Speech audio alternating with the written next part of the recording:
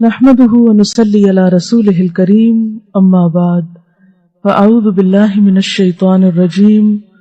بسم الله الرحمن الرحيم رب اشرح لي صدري ويسر لي امري واحلل عقدة من لساني يفقهوا قولي۔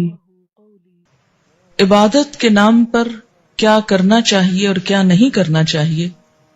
اس کا سورس یا تو اللہ کی کتاب ہے یا پھر حضور اکرم صلی اللہ علیہ وسلم کی سنت ہے، کیونکہ جب ایک مسلمان ہوتا ہے تو جو کلمہ وہ پڑھتا ہے وہ لا الہ الا اللہ اور محمد الرسول اللہ ہے۔ دین کے نام پر جو کام بھی ہم کریں گے اس کی اتھارٹی انہی دو ہستیوں کی طرف سے ملنی چاہیے۔ ان کے بعد کسی انسان کو یہ حق حاصل نہیں، خواہ وہ کتنا بھی بڑا عالم کیوں نہ ہو، کتنا بھی ذہین کیوں نہ ہو، کتنا بھی سمجھدار کیوں نہ ہو، کہ وہ دین کے نام پر کوئی اور چیز انٹروڈیوس کرائے، کسی اور چیز کو رواج دے۔ اگر یہ حق دے دیا جائے تو دین میں طرح طرح کی نئی باتیں شامل ہو جائیں جو اصل دین کی جگہ لے لیں گی، اور دین کے نام پر بہت سا انتشار،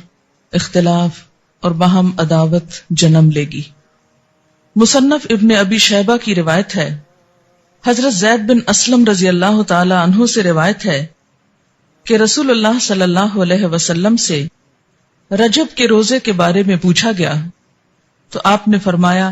شعبان کے روزوں سے آپ بے خبر ہیں، یعنی رجب میں نہیں، اصل میں شعبان میں روزے رکھے جائیں گے۔ رجب کے مہینے میں ایک تو 27ویں کی رات کو جاگا جاتا ہے، پھر اگلے دن روزہ رکھا جاتا ہے، رات کو جاگ کر عبادت کی جاتی ہے، اور اس کی وجہ یہ بتائی جاتی ہے کہ اس رات حضور اکرم صلی اللہ علیہ وسلم معراج پر تشریف لے گئے، اور روزہ اسی مناسبت سے ایک فضیلت کا کام سمجھ کر رکھا جاتا ہے۔ ان چیزوں کا جائزہ لینے سے پہلے یہ بات ہم اپنے ذہن میں پھر سے دہرا لیں کہ دین دراصل وہ دین ہے جو اللہ سبحانہ و تعالی نے ہم کو دیا ہے۔ قرآن پاک اس کے بارے میں فرماتا ہے، الیوم اکملت لکم دینکم واتممت علیکم نعمتی وردیت لکم الاسلام دینا۔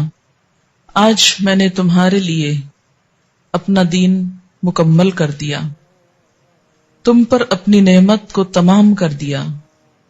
اور تمہارے لیے دین اسلام کو پسند کر لیا۔ اسلام میں جو اہم دن ہیں جیسے عیدیں ہیں یا مہینے ہیں، رمضان اور حج کا مہینہ ہے، یا اسی طرح کچھ اور مہینوں کی فضیلت ہے جیسے محرم کے روزوں کی فضیلت ہے، یا ذوالحج کے ابتدائی عشرے کے روزوں کی فضیلت ہے، یا شعبان کے روزوں کی فضیلت ہے، یا ہر مہینے 3 دن ایام 20 کے روزے کی بات آئی ہے۔ یہ دن تو شریعت نے خود مقرر کر دیے، لیکن اس کے علاوہ باقی چیزیں بعد کے دور میں پیدا ہوئیں، ان کو دین کا حصہ بنا لینا اور ان کے اوپر اس طرح پابندی سے عمل کرنا جیسے نماز کی پابندی کی جاتی ہے، تو یہ دین میں نئی روایات پیدا کرنے کے برابر ہوگا۔ صحابہ کرام کے اندر ہمارے معاشرے کی طرح دن منانا، اینیورسریز اور اسی طرح برسی اور ولادت کے دن، یہ تمام چیزیں اس کلچر کا حصہ نہیں تھی، یعنی اسلامی کلچر کا بیسیکلی۔ 27 رجب کی رات جسے عموماً شب معراج کہا جاتا ہے، اس میں آپ صلی اللہ علیہ وسلم کو اگر معراج نصیب ہوئی، اگر کا لفظ میں اس لیے بول رہی ہوں کہ اس تاریخ میں بھی اختلاف ہے، رات کا جاگنا، دن کا روزہ، یہ تمام چیزیں حضور صلی اللہ علیہ وسلم کے دور میں موجود نہیں تھی۔ اگر آپ کو معراج نصیب ہوئی بھی اس رات میں، تو آپ صلی اللہ علیہ وسلم نے